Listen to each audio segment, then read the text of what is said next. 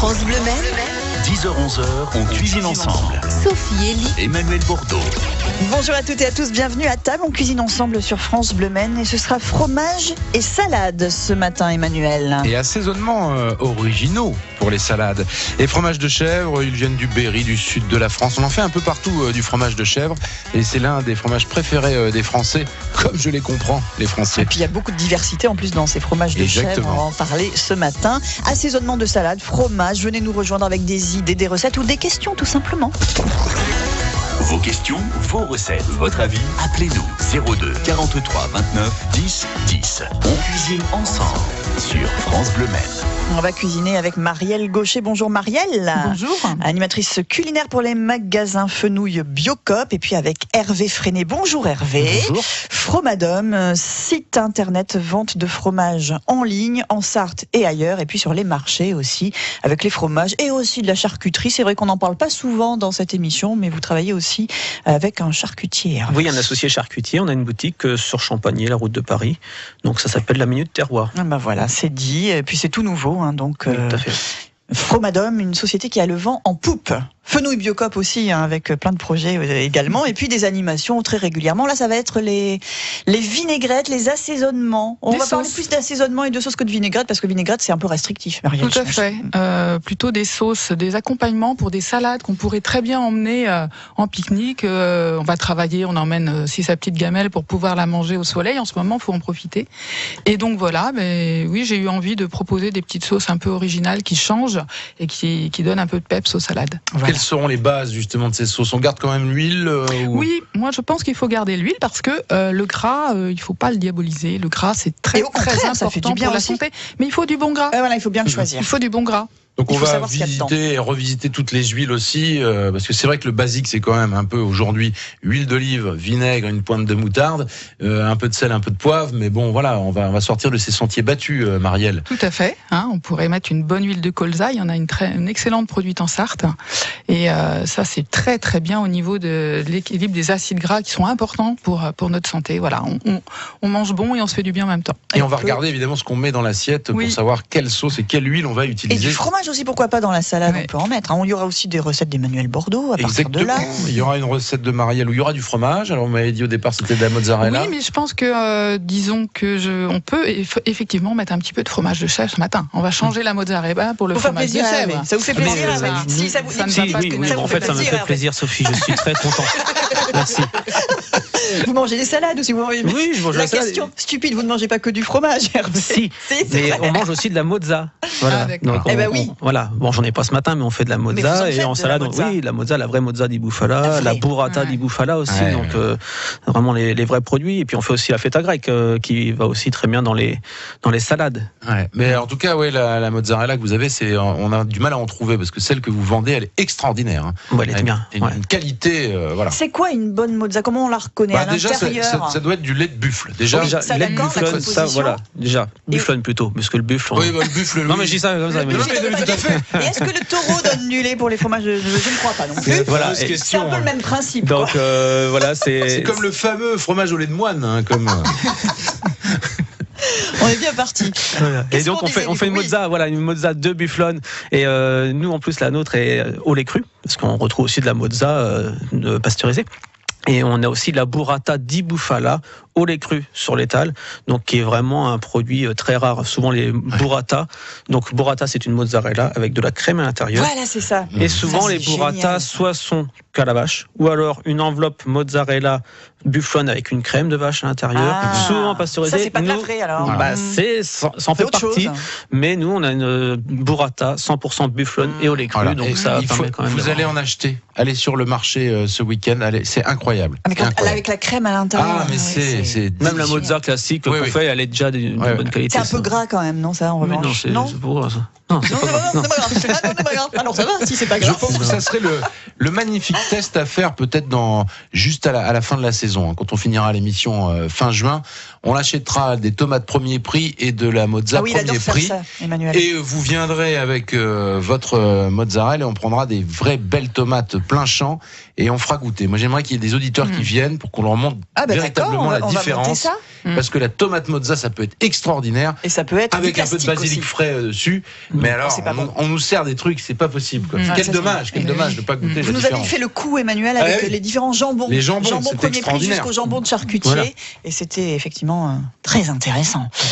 Que de défis dans cette émission, des recettes aussi dans un instant, bien sûr. Et puis la carte de France des fromages de chèvre. Hein. Vous avez lancé un petit défi et vous avez pris des notes et tout ça. Vous avez vos papiers. Sérieux, hein. Ouais, pour une fois. Alors aujourd'hui, je suis arrivé à l'heure. Je suis coiffé et j'ai des notes. C'est vrai. Non, mais que de. C'est génial. En revanche, Marielle est mal coiffée et elle a oublié, c'est pas vrai. On blague. En revanche, vous n'avez pas amené de fromage, Hervé. Mais si, qu'est-ce que tu crois? Oh, j'ai pas vu. Jingle. 10h, 11h. Emmanuel Bordeaux, Sophie Elie. on cuisine ensemble. Sur France Bleu Maine. Je tiens tout d'abord, avant qu'on représente les invités, m'excuser auprès d'Hervé. Parce que je l'ai accusé de ne pas avoir amené de fromage. C'est ça, parce que vous avez regardé Hervé, vous avez regardé s'il avait une petite glacière avec lui et vous n'aviez pas remarqué son sac congélation. Excuse officielle en direct, Hervé. Voilà. C'est gentil, merci. En même temps, Hervé, vous avez aussi le droit de venir sans fromage. On peut en parler sans en amener. Non, mais parce qu'on ça fait plaisir de venir avec du fromage. Mais c'est mieux d'en avoir, comme ça on peut le goûter. Mais c'est il n'est pas génial. venu avec n'importe quel fromage en plus. Allez Hervé, tiens justement, petite carte de France des fromages de chèvre. On en fait un peu partout de la chèvre. Hein. Oui, alors de la chèvre, il y en a partout en France, si on veut, mais après, il y a quand même des régions historiques. Voilà. Les deux grosses régions sont Poitou-Charentes et le centre de la France, avec le Berry, qui est une belle région, n'est-ce pas, Emmanuel? Tout à fait. Et la Touraine. La Touraine, voilà. Ouais, la Touraine. Mais Berry aussi. Hein. Berry, Bien, on était à Arcachon, qui est une très belle région aussi, mais bon. mais partout, il y a des belles régions. Partout, c'est beau. Et donc voilà, on a vraiment deux fiefs de la chèvre, hein, c'est ces deux régions-là. Donc sur la région centre, on retrouve en AOP le crottin de Chavignol, Poligny-Saint-Pierre, qui est un peu moins connu, qui est en forme de pyramide, qui est bon, plus haut que le Valençay, et il est blanc celui-ci. On a le Valençay, donc le Celles-sur-Cher et le Sainte-Maure de Touraine. Donc là, j'ai ramené du Sainte-Maure de Touraine fermier, par exemple. On fait que du fermier sur des fromages comme ça chez nous. Et ça, c'est le Sainte-Maure de Touraine fabriqué par Monsieur Laurent à La Roche-Clermault. C'est le Vazereau, ça s'appelle. Le ARL, le Vazereau, qui est vraiment un Sainte-Maure qui envoie, qui est très bon. Alors Marielle, vous venez de goûter justement ce fromage de chèvre, le Sainte-Maure de Touraine, emblème du département de l'Indre-et-Loire, avec la petite paille au milieu, hein, qui est caractéristique. Moi, ça tombe très bien. J'aime bien ce degré d'affinage-là. Il est demi-sec, et donc on le mange, un petit morceau, et on le laisse fondre un petit peu. Il va napper un peu le palais, et là, on a tous les arômes, et je trouve ça super. Elle en parle bien. Hein, voilà. Très bien. Alors, c'est une période importante, parce que justement, les chèvres sont sorties de la chèvrerie, et vont manger des herbes, vont manger des fleurs, et le lait va avoir un goût différent. Et le fromage à ce moment-là de l'année où pratiquement il est le meilleur, l'été aussi, mais... Oui, bien sûr. Là, elles sortent à peu près fin mars, début avril. Là, en plus, cette année, on a eu quand même... on a de l'herbe, donc c'est de l'herbe grasse. C'est des affinages courts. Donc, dès le début du printemps, au bout de 10-15 jours qu'elles sont sorties, on commence à avoir des laits déjà corrects. Et ça va durer jusqu'à la fin de la période estivale. Voilà, donc, ça peut aller très loin, jusqu'en octobre. Oui, après, et puis hors saison, on a quand même des bons fromages de chèvre aussi.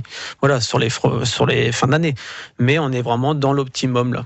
Vous pouvez nous rappeler, Hervé, ce qu'est un fromage fermier, à la différence d'un fromage qui ne l'est pas? Un fromage fermier, c'est un fromage dont le lait est produit sur la ferme, il est transformé sur la ferme. Voilà. C'est ça la différence avec un fromage qui va être d'une laiterie. Voilà. On capte des laits de différentes fermes et on en fait des fromages. Là, tout est fait au même endroit. Tout à fait. Exactement.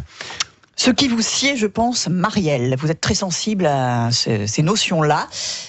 Oui, tout à fait. La proximité aussi. En bio, on a énormément aussi de producteurs de fromage de chèvre en Sarthe.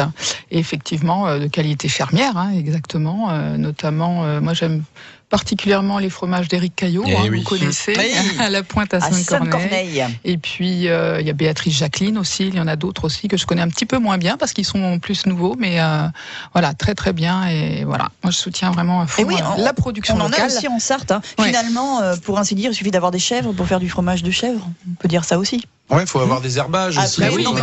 On parlait des endroits en France où on les fabrique, parce que c'est dans la tradition. Mais voilà, traditionnellement, on a donc les deux bassins que je vous disais tout à l'heure, Poitou-Charentes et le centre. Après, on a des productions fermières, même dans le nord de la France. On a la Briquette du Nord, qui est un très bon fromage aussi. On va après dans les régions plus lointaines, sur le sud de la France. Bon, là, après, vous avez les Midi-Pyrénées, vous avez le Rocamadour, qui est un fromage très connu. Délicieux. Voilà, super délicieux, bon. qui part en crème, qui est très bon aussi. Après, région Rhône-Alpes, on a le chevrotin, on a le piquant Picodon, Pélardon, on a la Régotte de Condrieu, qui est un tout petit fromage de chèvre très peu connu, très petite production. Voilà, donc partout en France, on fabrique des fromages de chèvre.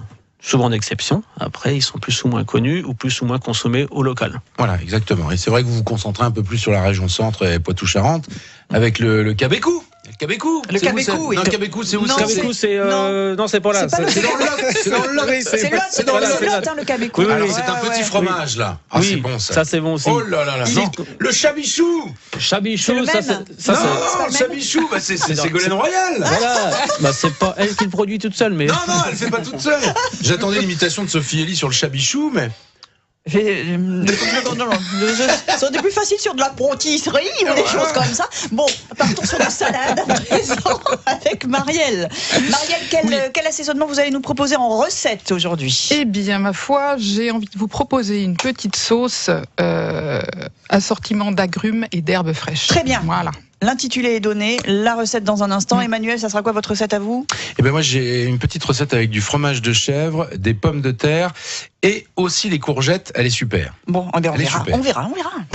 02 43 29 10 10. On cuisine ensemble sur France Bleu Maine. Avec Hervé Freinet, Fromadome, avec Marielle Gaucher des magasins Biocop, Fenouil et puis des accompagnements pour nos salades à base d'agrumes. Marielle, pour commencer? Oui, il n'y a plus beaucoup d'agrumes au fenouil, parce que vous savez qu'on respecte la saisonnalité. Là, les agrumes vont pas tarder à s'en aller, donc on va saisir l'opportunité de se faire un bon jus de citron et d'orange. Donc au préalable, je vais prélever le zeste d'une orange et d'un citron. Je vais les laisser de côté. Et ensuite, je vais passer mes agrumes dans mon extracteur de jus, de manière à recueillir quelque chose de très plein de saveurs. Ah oui, en fait, si je le fais juste comme ça, là, si on peut aussi, évidemment, tout le monde n'a pas un extracteur de jus chez soi, mais moi je le fais comme ça, et c'est vrai que la sauce, elle est particulièrement goûteuse. Ouais. Donc voilà, je vais extraire le jus de mes agrumes, et ensuite, dans mon blender, je vais également, dans mon extracteur, passer mes herbes. D'accord. Ça, c'est l'astuce. C'est l'astuce, c'est génial. L'essence de l'herbe. Ah ouais. Donc, je prends du persil. Je vais aller faire le tour du jardin où je vais regarder ce qu'il y a dans le rayon du fenouil. Donc, dernièrement, il y avait persil coriandre. Voilà. J'ai pris un petit peu de coriandre parce que c'est fort. Du persil. Voilà. En attendant le basilic qui va pas tarder à pointer le bout de son nez. Donc, je vais donc passer mes herbes. Je vais les laver, évidemment, et les passer dans mon extracteur après les agrumes. Donc là, je vais recueillir un jus vert. Ça va être vraiment très, très vert printemps. Ensuite, je vais tout mettre dans un blender, un bon blender, et je vais ajouter les zestes que j'ai prélevés. Vous vous rappelez, j'ai prélevé les zestes. On se souvient. Du citron et de l'orange. Voilà. Donc ça va faire quelque chose de très ça va être puissant. Costaud, puissant. Ouais, tout à fait, Emmanuel. Donc on va mettre ça dans le blender avec une bonne cuillère à café de moutarde douce. Vous savez, les moutardes un petit peu légèrement sucrées. C'est pas la moutarde à l'ancienne. Alors, c'est pas une moutarde à l'ancienne. Non, on a une moutarde un peu anglo-saxonne, là, du coup. Tout à fait, exactement. Légèrement, mais sans trop. On a une variété une sorte de moutarde comme ceci, un peu aux aromates. Et puis, je vais corriger l'acidité des agrumes avec une pointe de miel. J'allais dire sucre, mais... Du miel. Et pourquoi? Parce que ça va donner de la texture. Ce que je veux, c'est une sauce quand même qui ait de la texture. Donc voilà, je mets tout ça. Je vais corriger un petit peu avec une petite pointe de sel, un petit peu de poivre éventuellement. Et alors là, je mets mon blender à tourner. D'accord. Et je vais obtenir une sauce ni trop liquide, ni trop épaisse, juste comme il faut. On va corriger justement, on va goûter et on va corriger. Et là, on va avoir une sauce bien vert printemps, magnifique. Ah oui, elle va rester verte, sans huile. La couleur. Alors, on va ajouter, on regarde un peu la texture et on voit justement, on va corriger un petit peu l'onctuosité de notre sauce avec une très bonne huile d'olive ou alors une huile de colza. Moi, je préfère pour les assaisonnements, voir les deux, parce que là, on a l'ensemble des acides gras dont on a besoin pour être... Et en plus, l'olive a quand même un goût qui peut masquer le reste, peut-être. Pour masquer les agrumes et les herbes, faut y aller quand même, Sophie. Ça va pas être avec l'huile. Ça va pas être la saveur dominante, l'huile d'olive. Mais après, on a le choix, c'est vrai, au fenouil, dans différentes huiles, voilà, plus douces. C'est marqué dessus. En plus, exactement. Alors moi, j'aime particulièrement l'huile d'olive de Grèce. De chez Éric Vigeant, que vous connaissez, Emmanuel, qui est vraiment au niveau de ses arômes, elle est parfaite. Et donc voilà, je vais et là donc on va émulsionner gentiment tout ça, et l'émulsion va va se maintenir en fait. J'ai fait des tests sur cette sauce. J'ai laissé ma sauce dans un bocal pendant 3 jours. L'émulsion, elle tient. D'accord. Tellement vous avez tourné. Et même la couleur, elle reste bien verte. Il n'y a pas d'oxydation grâce au jus de citron, qui est un antioxydant, un conservateur. Sûr. Et donc c'est une petite sauce. Alors sur quelle salade là? Alors là, j'ai choisi une petite salade italienne. Cette sauce m'a fait penser un petit peu aux sauces gremolata, avec agrumes, avec huile d'olive et choses comme ça. Et donc là, j'ai préparé une petite salade avec. Hier, on a mangé un peu de pâtes, il en reste. Pof, on se le garde pour sa salade du midi. Et puis là, on va ajouter des tomates cerises, on va ajouter un petit peu de poivron qu'on aura fait griller et mariner dans l'huile d'olive. On a tout ça au frigo et pof, on va sortir ça sur notre salade de pâtes. Un peu de roquette, éventuellement. Et là, on peut rajouter sans problème un morceau de fromage de chèvre. Je mettrais bien le fromage de chèvre de notre ami. Lequel mettriez-vous, Hervé, fromage de chèvre sur un peu fondant peut-être. Oui, un peu crémeux, un peu fondant. Donc nous, par exemple, on a les fromages comme les Partenay quand ils arrivent. C'est fromage comme le moté sur feuille. C'est assez souple. On coupe des petits dés. On met ça dans la salade. Oh là là, mais j'ai faim. Oui, mais moi aussi j'ai faim. C'est affreux. C'est le moment de marquer la pause. Avec un bout de pain et tout ça en plus. Et puis un petit coup de vin, qu'est-ce que vous mettriez comme vin? Vous remarquez la pause? Alors là, c'est pas 30 comment secondes. dire. Moi, j'ai une affection particulière en ce moment, précisément en ce moment, parce qu'on a goûté du fromage de chèvre tout à l'heure. Je disais à Emmanuel, j'aimerais bien y associer un petit quincy, un petit sauvignon de Loire. En ce moment, on en a un excellent fenouil. Mais vraiment, je crois que c'est une grande année pour ce domaine qui s'appelle le domaine des Coudrais. On a un Sauvignon excellent. Voilà. Mais on le retrouvera à la fête des vins de toute manière. Faut acheter du 2015. Ah oui. Faut acheter du 2015. C'est une magnifique année, surtout en Berry. Voilà, Quincy, Reuilly, Sancerre. Vous pouvez y aller. Remplissez vos caves, les amis, et invitez-nous. Allez, on y va et on revient dans 3 minutes. 10h, 11h. Emmanuel Bordeaux, Sophie Elie. On cuisine ensemble Sur France Bleu Maine. Exactement. Vous regardez sur Facebook. Regardez, moi j'embrasse Marielle. Il embrasse Marielle en direct. Voilà.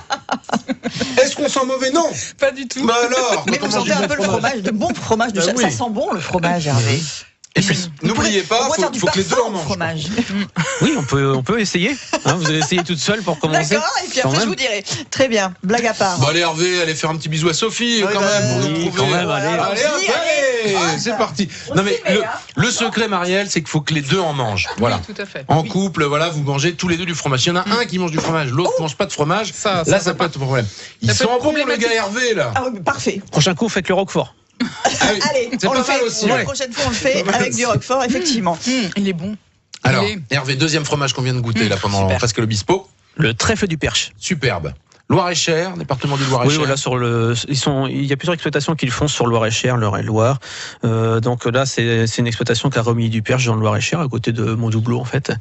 Fromage de chèvre fermier, au lait cru également. Voilà. Il est moelleux, oh là là, la texture est merveilleuse.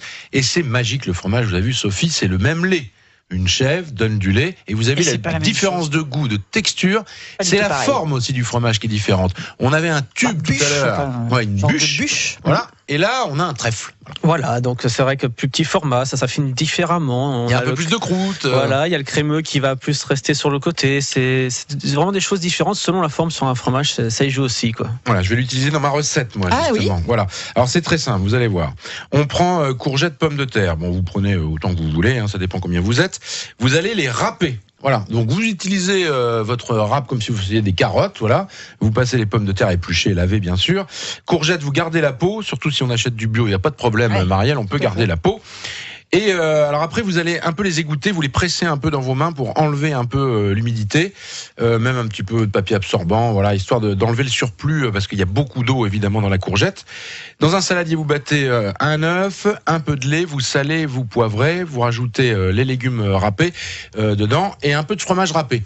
Alors là, je suis pas encore sur le chèvre. Qu'est-ce que je mettrais comme fromage râpé? J'en mets pas beaucoup là. J'en mets juste pour aromatiser un peu mon mélange courgette pommes de terre. Vous êtes en train de réfléchir intensément. Oui, et je partirais sur un fromage étranger comme soit du pecorino ou alors du parmesan. On irait faire sur les fromages italiens, quoi. Voilà, fromage très sec, très tassé. Oui. Très très bien. Vous allez mettre après sur une feuille de papier cuisson, pas trop épais, faut un peu étaler, histoire que ça fasse une sorte de galette. On met ça au four à peu près 30 minutes à 180 degrés, un four que vous aurez préchauffé avant. Et il faut pas que ça soit trop croustillant, il faut que ça soit quand même cuit. Vous sortez du four après 30 minutes, et là, vous allez prendre le trèfle là, qu'on va allonger avec un petit peu de crème fraîche. Donc à la fourchette, voilà.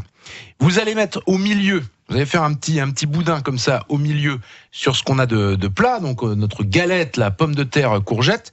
Vous roulez l'ensemble avec la feuille de papier cuisson. Ça va vous aider à faire un rouleau.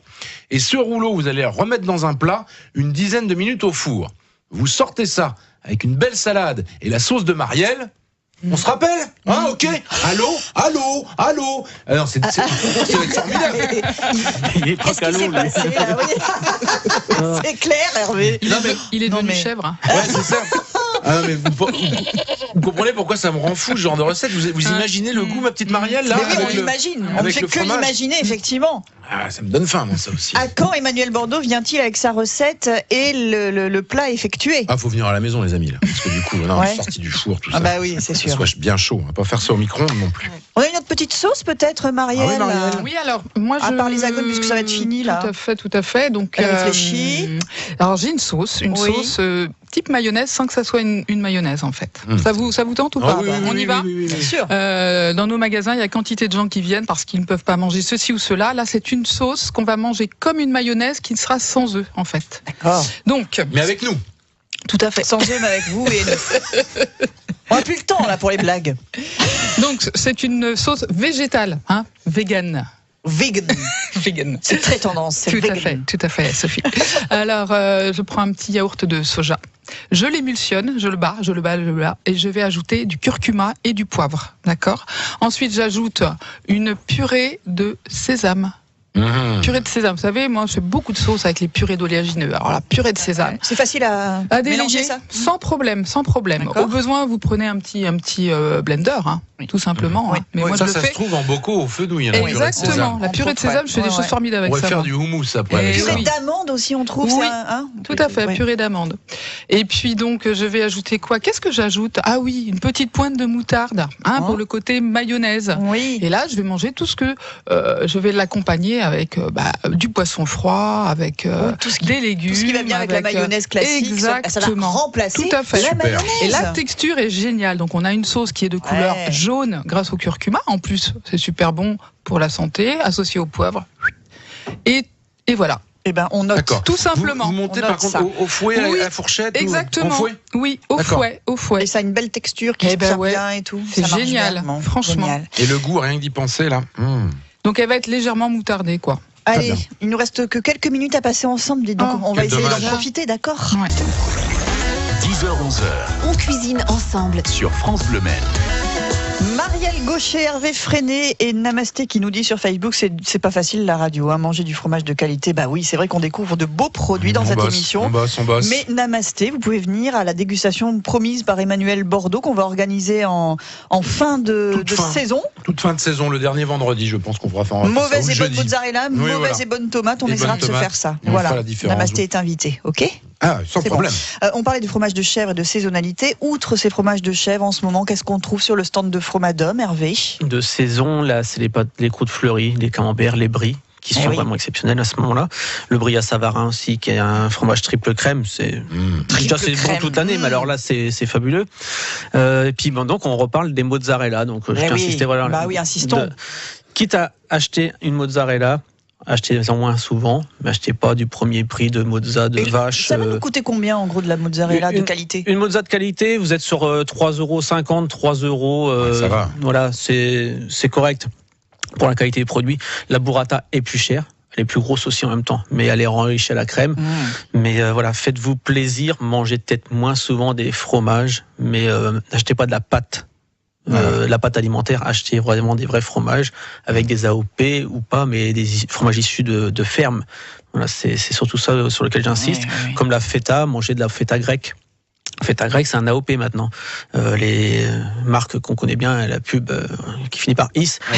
Voilà, donc ça c'est du lait de brebis qui vient d'un peu partout. Donc c'est pas que c'est mauvais. C'est pas parce qu'on le voit à la télé, mauvais, mais c'est pas les vrais. Bon. Produits. Juste 20 secondes pour vous dire aussi que les fromages de chèvre, les bûchettes classiques que vous voyez partout. C'est atroce, ça il paraît. Ça, c'est du fromage c'est du lait de chèvre qui vient de partout d'Europe, voire du monde entier, en congelé oui. qui arrive, c'est du lait congelé qui arrive, on ne sait pas la provenance, on ne sait pas comment ces bêtes ont été élevées et on vous en fait les bûchettes. Non, allez acheter des vrais fromages AOC, AOP maintenant, voilà, fait à la ferme, vous encouragez aussi l'économie locale, n'oubliez jamais ça. 5 secondes pour les animations du week-end au Fenouil avec les fameuses animations vinaigrettes de Marianne Gaucher. Oh la honte. Donc vous pouvez me retrouver vendredi donc au Fenouil Sud à partir de 10h30 jusqu'à 13h et ensuite de 15h et jusqu'à 18h. Voilà. Et d'ici là, Marielle se sera lavé les dents, il n'y a pas de problème. Ah oui. Non, il n'y a pas de souci. Fromadome sur les marchés, Jacobin vendredi, dimanche et puis fromadome.fr en ligne, le Tout site à fait. internet. Merci Hervé, merci Ariel. France Bleu Maine, on cuisine ensemble. Et demain on aura le père Pimpin avec nous. Eh oui, il va nous parler des wedding cakes. What about? Eh bien, ce sont les gâteaux d'anniversaire américains, mais revisités par le père Pimpin. Ça fait des choses Il peut fabuleuses. plus fournir. Tellement il y a de demandes. Mais il m'a dit, voilà. Alors les gâteaux américains, c'est dégueulasse, mais lui, il a fait. Les siens, c'est voilà, bon. D'accord, c'est bon. c'est bien. Ça c'est dit, c'est simple. On développera demain. D'accord? À demain. France Bleu.